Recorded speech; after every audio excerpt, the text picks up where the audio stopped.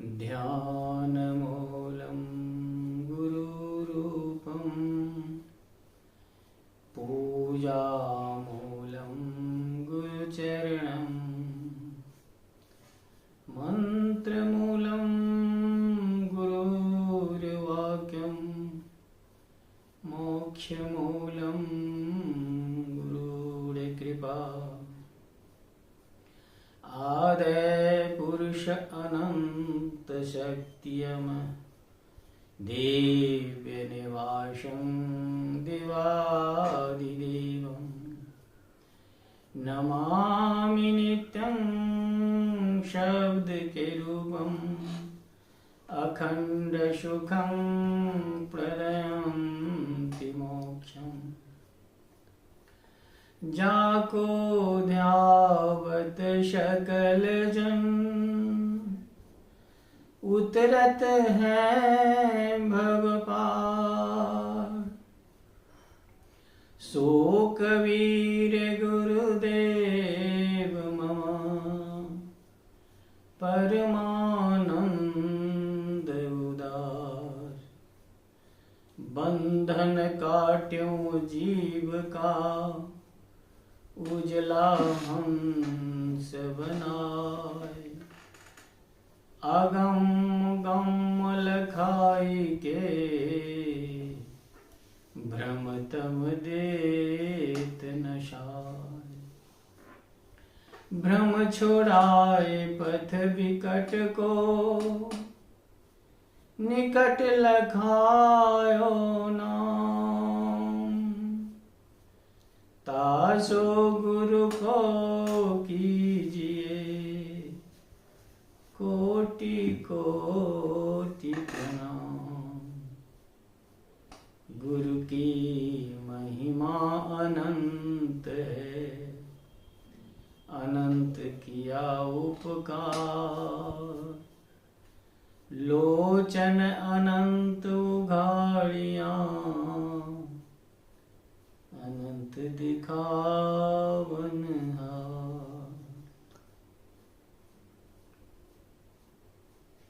मेरे व्यवहारिक एवं परमार्थिक जीवन को सजाने एवं अलंकृत करने वाले सद्गुरुदेव जी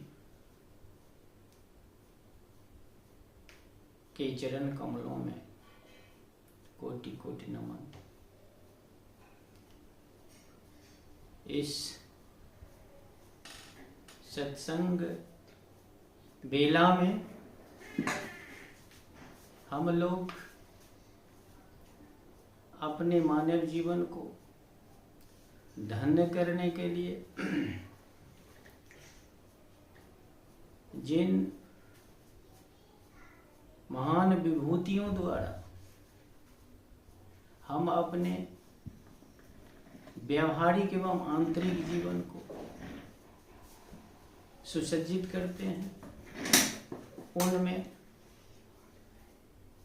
सद्गुरुदेव का अहम भूमिका होता है। जिनके जीवन में सद्गुरुदेव के ज्ञान दीक्षा मंत्र समाहित होते हैं उनका अहलौकिक परलौकिक जीवन सुखमय शांतिमय एवं मोक्ष के अधिकारी हो जाते हैं। सद्गुरुदेव के संबंध में जितनी भी बातें की जाए कम होगा। सद्गुरुदेव के संबंध में संत शिरोमणि कबीरदेव जी भी बखान करते अघाते नहीं हैं। उन्होंने अपने साखियों के द्वारा मार्ग प्रशस्त करते हुए उनके महत्ता पर प्रकाश डालते हुए बताते हैं कि 7 खंड 9 द्वीप में गुरु से बरान कोई, करता करे न कर सके गुरु करे सोय। 7 खंड 9 द्वीप में गुरु के समान कोई नहीं है, क्योंकि गुरु बाह्य जगत को देखते हुए अभ्यंतर जगत को समझाते हुए परम सत्ता आत्मा को समझाते हैं, दिखाते हैं, बतलाते हैं। और जिन्हें आत्मज्ञान हो गया फिर उसको कहना ही क्या है। इस संसार में जो भटकाव है, जो अलगाव है, वह सब छूट जाता है। दूसरा पंक्ति, आत्मज्ञान बिना नर भटके, क्यों मथुरा कोई काशी, जैसे मृगा नाभि कस्तूरी, वन वन फिरत उदासी, मोहे सुन सुन आवत। आत्मज्ञान के बिना इस मानव को उस मृगा के समान जीवन व्यतीत करना पड़ता है और अंत तो गत्वा कोई सार्थक चीजों की प्राप्ति नहीं हो पाती है। जैसे मृगा के नाभि में कस्तूरी अर्थात सुगंध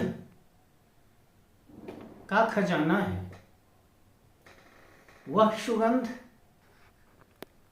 मृगा को भी लगता है, लेकिन उसे यह ज्ञान नहीं कि उसी के नाभि से वह सुगंध निकलता है।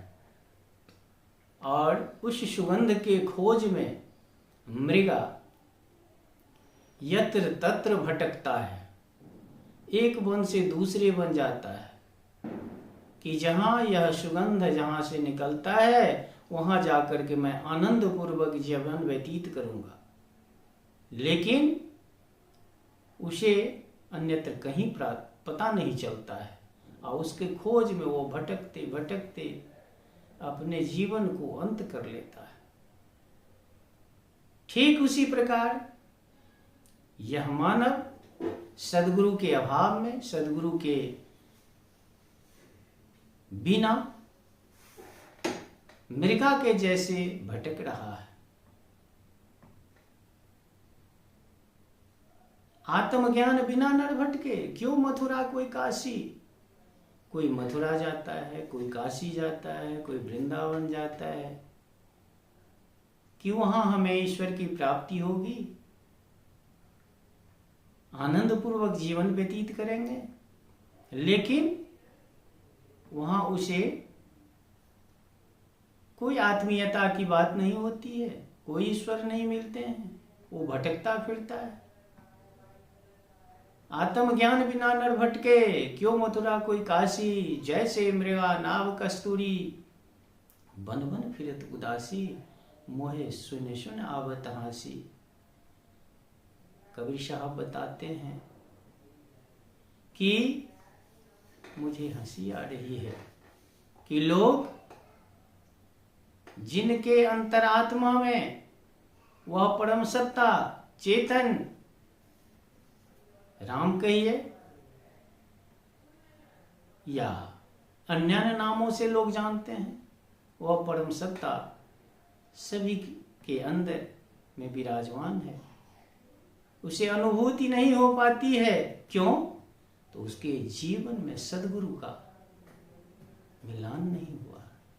और जिन्हें सद्गुरु से रूबरू हो गया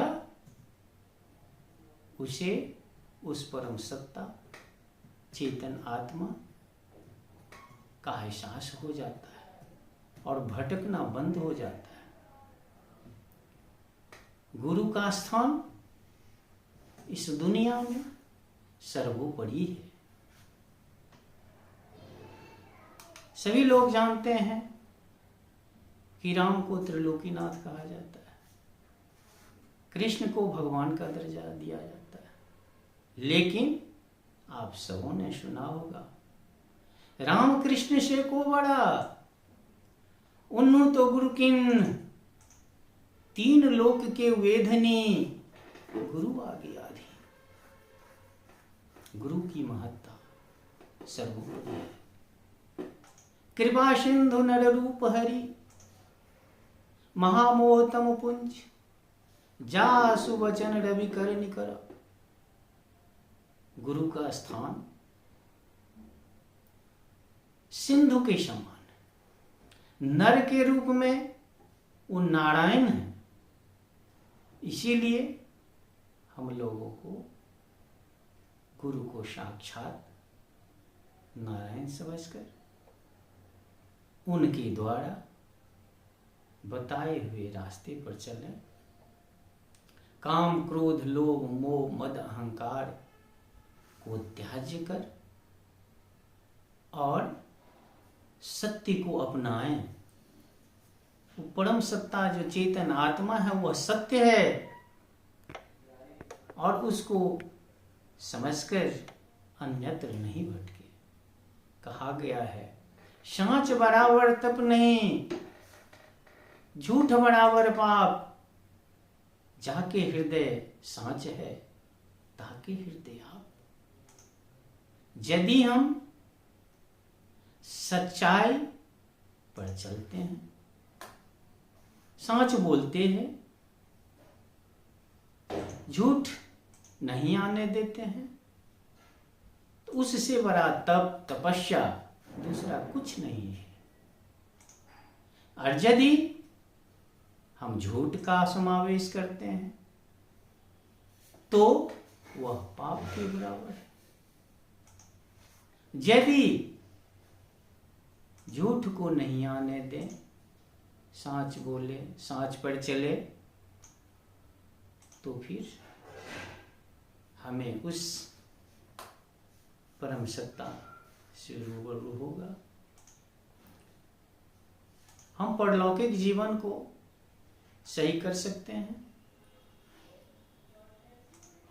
इतना ही नहीं, गुरु के बारे में कितना भी बखान किया जाए।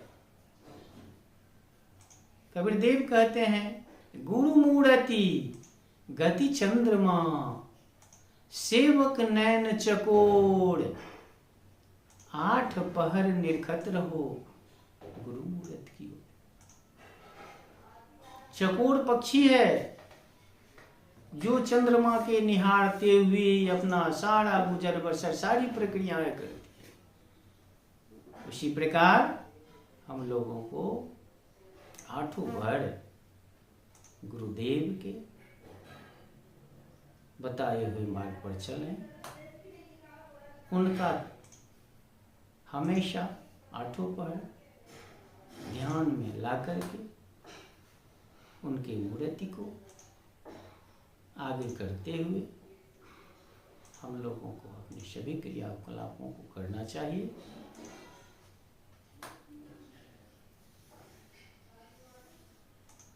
और गुरुदेव हमेशा अपने भक्तों के लिए हमेशा तैयार रहते हैं, तत्पर रहते हैं। इस संसार में गुरु का स्थान सर्वोपरि है। आदिकाल से लेकर आधुनिक काल में जिन्होंने अपने सद्गुरु से रूबरू हो गया और उनका हृदय में स्थान देकर उनके बताए हुए मार्ग पर चलते हैं तो उनका जीवन धन्य हो जाता है, लोक परलोक सवर जाता है। बोल दे सद्गुरुदेव स्वामी की जय।